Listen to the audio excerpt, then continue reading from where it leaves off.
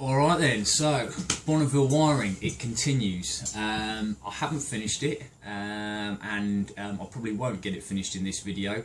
I'm actually going to be away for a couple of weeks, so apologies if I don't manage to reply to any comments or the fact you don't see anything for a couple of weeks. I am going to be away, so it's going to just come to a halt for a little bit, but yeah, I've kind of not changed direction, but I've added something else into the mix, which probably isn't the wisest thing to do because I've been chopping up the loom and I still don't know if this is all working fine yet, but hey, never been that sensible. In for a penny, in for a pound. I have decided to remove the airbox completely from the bike. I've taken it back out. It's a big old stock airbox. Now this has had some modifications from standard anyway. Obviously there's a baffle plate that sits inside here, which I think I'd probably already done that before I even started doing videos, so I haven't really got that to show you or refer to, but yeah, the baffle restrictor plate's been removed in here. I've got the breathe filter rather than the kind of snorkel that comes as standard. That's, I don't know what you call it, velocity stack, whatever. See K&N in there as well. So that is a modified airbox, and I might end up selling that anyway, because if someone doesn't want to go through the hassle of doing it to their stock one, there's a nice modified airbox with the baffle removed, high flow filter, and that. I mean, that thing's expensive on its own. But yeah, I put it back in the bike when I was doing the wiring. It's a bit of a jam, it's a bit big. I fancy doing the airbox elimination. Now normally that's been a bit sort of expensive for what it is, so I was looking into making my own box and things, and then I found out Ram Air were doing, they do a airbox elimination kit, which is low at the moment. Well, I've just bought it on sort of special offer, and it's like about a third of the price of other ones on the market. So I thought, I'll go for it. So I've ordered that. That will involve remapping the ECU. This is part of the other reason I wanted to do it. One, I've got the Tech 2-in-1 exhaust on it. I haven't bothered changing any of the mapping since I remapped it for the Predators and the O2 sensor removal and the secondary air injection removal. And I haven't altered it in any way since then. So it's been in the back of my mind to actually probably tailor the map a little bit more suited to the setup. And now, especially as the airbox is going, I'm just going to be having pod filters on it. It will need a remap. So this will be my first delve into sort of doing it myself. I'm not going to send the ECU off and get it remapped. I've ordered the cable. I've bought the tune suited for the setup that I've got on this. Triumph Twin Power, used them before.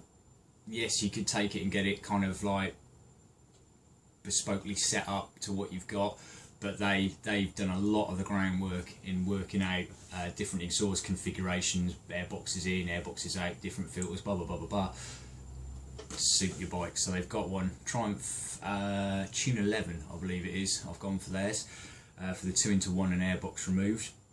I've ordered the cable, I've got the tune downloaded, so when I get back, hopefully the airbox kit will have arrived, the cable will have arrived, and I can do all that. Putting the airbox eliminator thing in, you get rid of all the airbox and everything, so you've just actually got something to hold the battery and the ECU, and then there's some clips on the side for putting your fuse box and starter solenoid and two relays. They get relocated. It's much neater, much cleaner, opens up the back end of the bike, and it might give me some scope to change the wiring ideas. So so I've kind of stopped because I want to see where I'm going to go with the airbox removal kit in there. So yeah, so exciting days. Quite a lot of changes to do in one hit, and if there is trouble, it's going to make troubleshooting a right pain in the arse. But hey, you know, it's video fodder, isn't it? But I'll show you around the bike at the moment and show you where we're up to. Right, so here we go. So yeah, new tyres back on again, still holding pressure and everything, so that's all good. Even got the old Tip-X out as well and tidied up the well, that one obviously didn't have any writing on it, and I've done the front one, just a little thing that makes me smile. But yeah, let's have a look. So obviously the airbox is down there.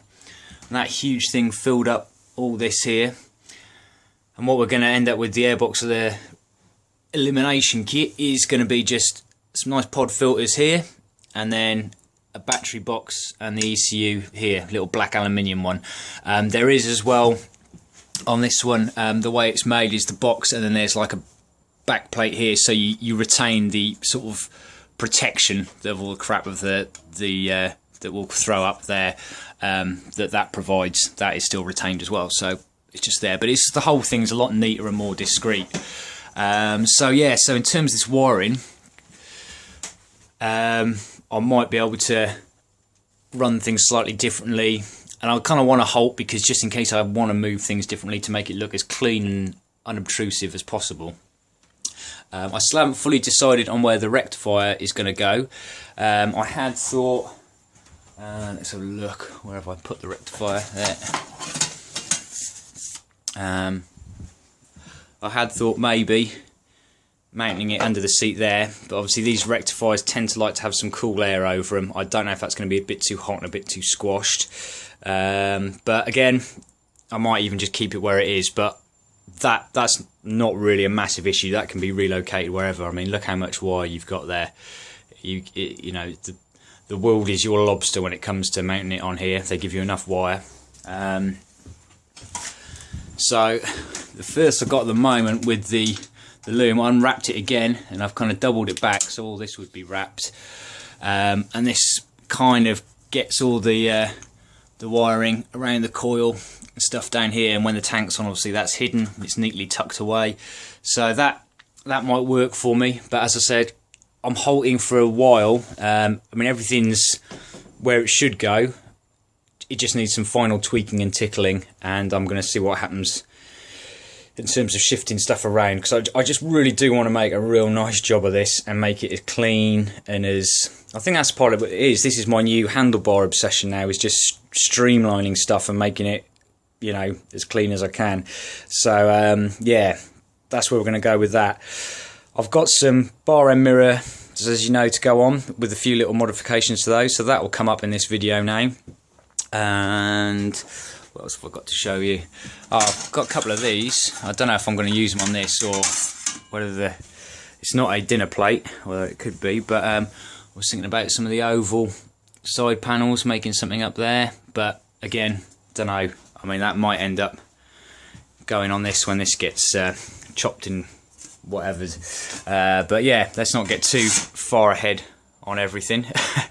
Let's take it one step at a time. But today I think that's as far as I've got with that. I'm going to leave it there until the airbox kit comes in.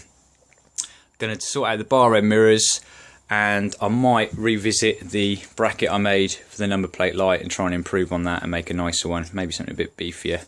Hasn't caused any issues, this one, it's absolutely fine, it weighs nothing, but I might try and tart it up a little bit. So cool, stay tuned. As I said, I wanted to use in the previous video this section of like bolt that kind of pushes these two out to clamp it in there. It's just a very solid way of having it, and I had them for free knocking around the shed. But obviously I had, let's see if we got another one to show you. That piece there had that on it, so it was actually machined like that. So that's too wide for well, it sticks out when that's on top of it. This is that's the surface area there, that's the bar end mirror will clamp onto, so that extra bit's going to be there, then handlebar, so that's going to stick them out too far. So I've just lopped off that and created two handy spaces to have in the future in the stockpile with my other bits and pieces. So the one side, the let's see, clutch lever side, it's just going to be like that, and that bolts up nicely. Just a little washer in there as well, and so that's fine because that can go right up against the handlebar. Obviously on the, well, it'll be this side, throttle side with the rotation, I've needed to cut the end of the grip out because those grips are designed to go all over, like to be closed end. So I've just drilled out a bit of 1-inch pipe into quite a sharp edge and just malleted that on the end. That just opened it up a little bit more cleanly and got a fairly nice circle. and then just to make sure, where are we? I had a couple of top hat type spacers like that, one of which was perfect. It was just smaller than the diameter of that, but not so small that it goes up the handlebar, and it will just stand it off the bar and push it out further enough to clear the throttle grip. Is that making any sense to you? It will be when I go and put it back on inside. So yeah, just hacksawed that part off. Quick.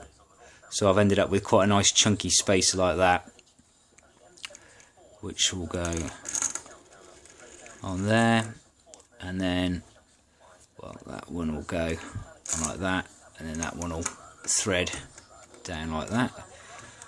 And so hopefully that's just slightly smaller, so that should be just what we need to get the clearance so I don't impede on the throttle grip. But let's go in and have a check. So there we go, this probably will explain it visually a little bit better. So this is obviously the throttle side. You can see I've cut out the end of the grip here so I can allow bar end grips. I don't want to cut it down too much because it does spoil the kind of the shape of the grip. So that's about as far, you know, I didn't want to cut into the length, just the diameter on the outside here. Anyway, so there we go, bolt, bar end clamp, there's the little spacer that I've just kind of made. So that will all fit in, whoops, like that, and then you just tighten that up and that'll flare those two out, and then we should, that part there just allows enough of a standoff, because if it's a smaller diameter, to go there, and then the bar and mirror will clamp around here. So I'm pretty chuffed with that. The only thing I will like to do is the countersunk heads on these, and these are a little larger than the countersink I've got here, so I might just give them a little kiss with the countersink tool just to open them up a bit, but these are stainless, so I've kind of got to be careful because it is a bit of a bugger to do with the hand drill. But there we go, and then so similar principle on this side, but that one of course can just go straight up and lock on. But there we go, so that's that little job sorted. Again, far easier way to do things, but I like these grips. These are the grips that are on here. I've got all this stuff knocking around. It's cost me nothing, just a bit of time and personalisation, which is what I like.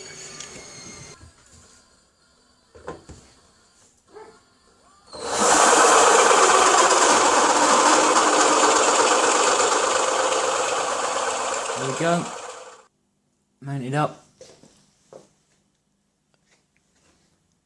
think I'm going to keep them slung under. It's not great light in here, or not great image, but yeah, I think they'll do the job quite nicely.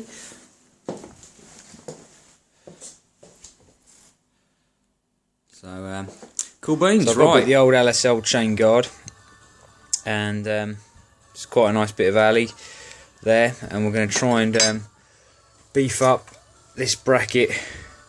We'll make a nice job of the bracket for the rear brake light.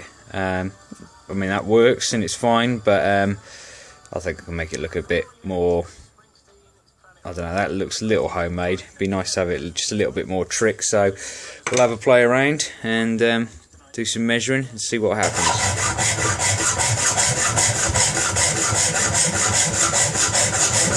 Try and get there, just a little bit of filing, get that down so it's nice and level all the way around, following that tape. That's straight, dead straight line.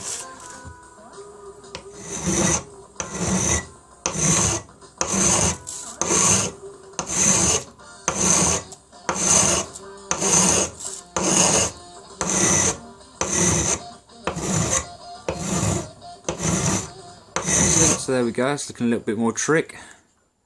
Haven't messed up those holes anyway on that bit. So to work out the top bit now, and then that's almost done. Well, I got the mounting holes drilled in now, so I think that just looks a lot nicer. Let's get it all together. I'll tell you what, I'll do that with both hands and then stick it on the bike. I think the other thing I'm going to do is just add some of these rubber washers to it as well, just to, I don't know, give it a little bit of, well, it'll actually space it off the back there a little bit more, and actually sit there, yeah, and so that whether, I don't know if that's going to pick up on the camera, but where the curve of the subframe is there, it just sits it off there a little bit.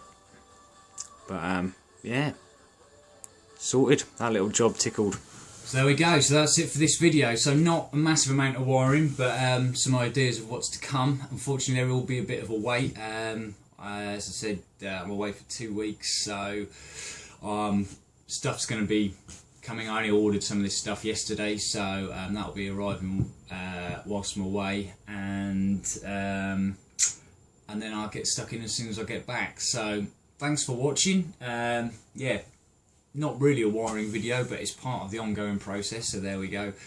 Take care, and see you all soon.